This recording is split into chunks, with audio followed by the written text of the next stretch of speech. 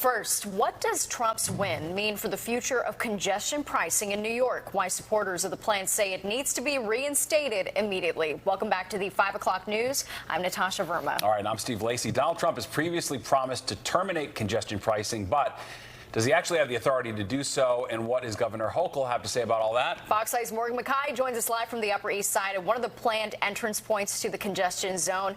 Morgan, a lot of questions still here. Yeah, Steve, Natasha. Now, Governor Kathy Hochul said that she spoke with the Biden administration about the congestion pricing program just a few days ago, but is giving no hints on if she plans to unpause the program, and if not, what she plans to do with those tolling gantries already in place. I simply said this was a pause.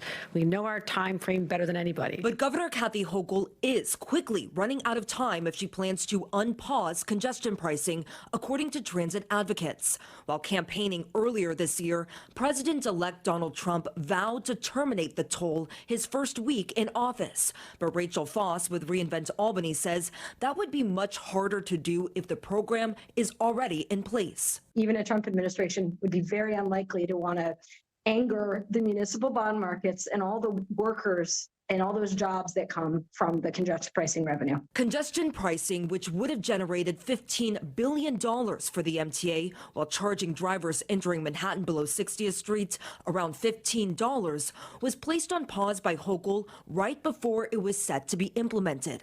Hochul has made no promises on when or if she plans to restart the program. At the time, the $15 was too much for everyday New Yorkers when affordability is top of mind for them. But if Hochul wants to change just the tolling structure, then the program would still likely need an entirely new federal review that would have to get done before Trump takes office on January 20th.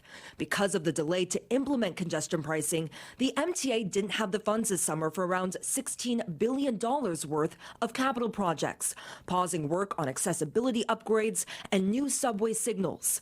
On top of that, the MTA is relying heavily on money from the federal government to help fund projects like the Gateway Rail Tunnel and the 2nd Avenue subway extension, funding that is not guaranteed. So that puts pressure back on the state to figure out its own way to fund it. And that's why I think the math won't add up without congestion pricing. In a statement, MTA Chair and CEO Janno Lieber said, quotes, "We will make the case in Washington where there is a long history of bipartisanship on transportation issues."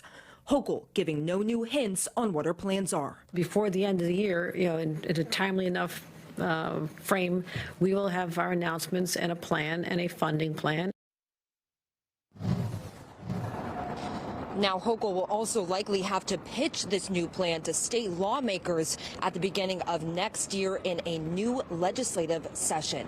Reporting live, I'm Morgan McKay. Steve and Natasha, back to you. All right, Morgan, we know that you're super connected in Albany. Are you hearing anything from your sources that can give you any insight on how Hochul is leaning on this? So we're really in uncharted territory here because it's unclear, even if Hochul were to put this program in place, if Trump were to come in and remove it. Now, if Hochul does want to replace congestion pricing, she's going to have to come up with new revenue. I know a lot of people like to talk about how the MTA has mismanaged the money that it already has, but in the short term, she's going to have to come up with revenue, and that means a new tax. And that's dead on arrival right now when it comes to Albany and state lawmakers. They already killed that this summer when Hochul pitched that to them at the last week of the legislative session. So it's going to be a tough sell, but they're going to have to come up with this money from somewhere if congestion pricing is not implemented. Indeed, interesting. All right, thanks, Morgan.